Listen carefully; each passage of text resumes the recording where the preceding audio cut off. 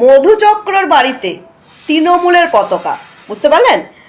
যেই বাড়িতে মধুচক্র চলে সেই বাড়িতে কিনা তৃণমূলের পতাকা, এবং সেটা একদম মিটিংয়ে দাঁড়িয়ে, সভায় দাঁড়িয়ে সমস্ত মানুষ তার রেসপন্স করছে এবং বক্তৃতা দিচ্ছে শতরূপ ঘোষ, বুঝতে পারলেন?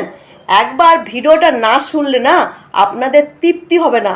মধুচক্রর বাড়িতে কিনা তৃণমূলের পতাকা, কি অবস্থা, শুনে নিন। এই বাড়িটা দেখতে পাচ্ছেন, এই গোলাপি রঙের বাড়িটা, এখানে কি হয়? কি হয় এখানে? শুনতে পাচ্ছি না, জোরে বলুন। মধুচক্র চলে তো এই গোলাপি রঙের বাড়িটায়? হ্যাঁ, এই বাড়িটার মালিক কে? হ্যাঁ, কার মধুচক্র চলে এখানে? এখানকার এমএলএ আলিফা আহমেদ বাপ ছিল একখানা চোর, ওয়াকফের সম্পত্তি গোটা নদিয়া জেলা চুরি করেছিল, আর এখন মধুচক্র চালাচ্ছে।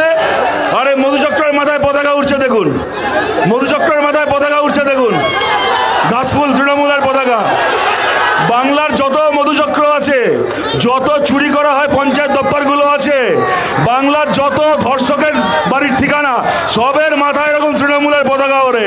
বামপন্থীদেরকে চেতান, এই সব কটা তৃণমূলের পতাকা উড়িয়ে চলা বাংলার মধুচক্র আর লুটের কারখানা মাটিতে মিশিয়ে দেওয়া হবে, মাটিতে মিশিয়ে দেওয়া